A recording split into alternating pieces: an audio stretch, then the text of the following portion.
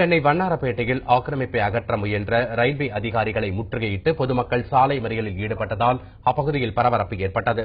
வண்ணாரப்பேட்டை போஜராஜ நகர் pencil ஃபேக்டரியை ஒட்டியுள்ள railway தண்டவாளம் அருகே ரயில்வேக்கு சொந்தமான இடத்தில் 600க்கும் மேற்பட்ட குடும்பங்கள் வசித்து வருகின்றன. இந்நிலையில் ரயில்வே அதிகாரிகள் ஆக்கிரமிப்புகளை அகற்ற அங்கு சென்றனர். இதனால் அதிர்ச்சியடைந்த பொதுமக்கள் குடிசைகளை அகற்ற கடும் எதிர்ப்பு தெரிவித்ததுடன் ரயில்வே அதிகாரிகளை முற்றுகையிட்டு வாக்குவாதத்திலும் ஈடுபட்டனர்.